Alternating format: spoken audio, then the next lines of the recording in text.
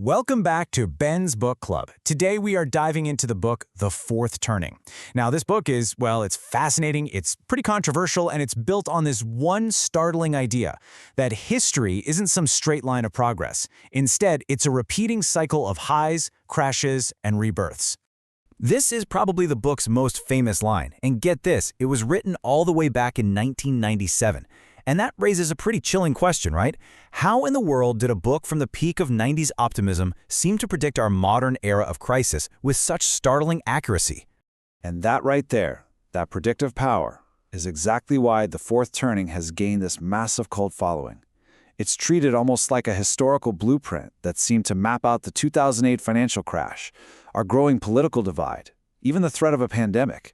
I mean, decades before any of this stuff was really on our radar. Okay, so what's the big idea here? What are they actually arguing? Well, Strauss and Howe basically claim that we've got history all wrong. It doesn't move in some linear path, always getting better and better. Instead, they argue it moves in these predictable, recurring cycles. All right, so how exactly does this cycle work? Well, the authors propose a really simple but powerful framework. Think about it like this. Just like a year has 4 seasons, they argue that history has 4 distinct turnings. So this full cycle, they have a name for it.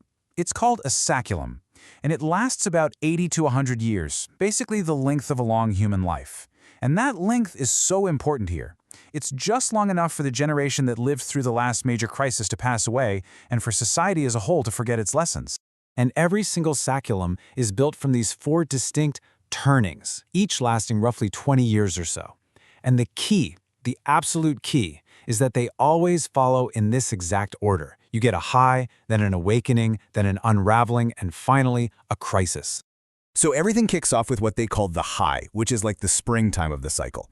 This is a post-crisis era, institutions are strong, the community is valued way more than the individual, and there's just this general sense of confidence and optimism. Think of America right after World War II. That's the classic example. Okay, after the high, we get to the awakening, or the summer. This is when people start to rebel against the conformity of that previous era. They start attacking institutions, demanding personal freedom and a deeper spiritual meaning. This is when you see the consciousness revolution of the 60s and 70s kick in. And from there, we slide into the unraveling, which is autumn. Trust in institutions just hits rock bottom. Individualism is at an all-time high, and society feels cynical, divided, really fragmented. The authors point straight to the culture wars of the 80s and 90s as a perfect example of this phase. And that leads us to the big one, the fourth turning, the crisis, winter. A major spark, or maybe a whole series of them, causes that old unraveling order to just completely collapse. Society is forced to band together just to survive, and in doing so, it forges a totally new civic identity, which of course sets the stage for the next high. So, you might be asking, what's the engine driving all this? What actually causes these massive shifts in the social mood? Well, according to the theory, the engine is us. Each generation is shaped by the era it comes of age in, and because of that, it adopts a specific role, an archetype, if you will, that pushes this cycle forward. And this is where the theory gets really personal, because it maps generations we all know to these roles. You've got the visionary prophets, that's the baby boomers. Then the pragmatic, tough nomads, hello, Gen X. Then you have the community-minded heroes, the millennials. And finally, the adaptive artists, Gen Z. Each generation is kind of cast in a specific role in this grand historical drama. So take a second and think about it. Do these descriptions, do they kind of ring true for you? Do you see these generational traits playing out in your own family or maybe at your workplace? It's a really provocative idea, this thought that our worldview might be way less personal than we think it is. Okay, so this is where it all comes together. And honestly, it's the book's most crucial and frankly chilling point. If you follow their timeline, the conclusion is just unavoidable. We are living deep inside a fourth turning, a period of crisis right now. And this timeline right here is exactly why the book feels so eerily prophetic.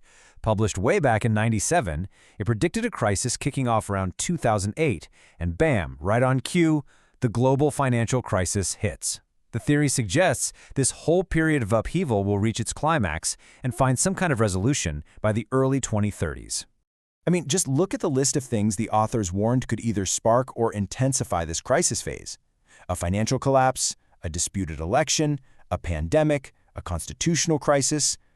It's really hard to look at that list, written in 1997, and not get a little bit of a chill down your spine, right? And listen, the stakes here could not be higher, because the outcome isn't guaranteed. A fourth turning forces a decisive resolution. Society is either reborn into something stronger, or it faces the death of its social order. There's no in between. According to them, there is no just muddling through. Okay, but let's be real. Is this a genuine insight into how history works, or is it just, astrology for intellectuals? It's a powerful theory, for sure, but it's not without some very serious criticisms. So let's take a look. At its heart, the book raises this massive philosophical question. If history is this predictable, are we just actors playing out roles scripted by our birth dates? Or do our choices actually matter? Can we break this cycle?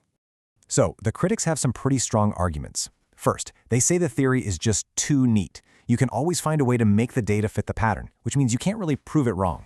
It's also very, very focused on Anglo-American history and doesn't really map well to other cultures. And yet, the fact that it's been embraced by political figures like Steve Bannon has definitely made some people worry that it's a theory that can be used to justify or even encourage chaos and upheaval. But that really brings us to the final and maybe the most important question of all.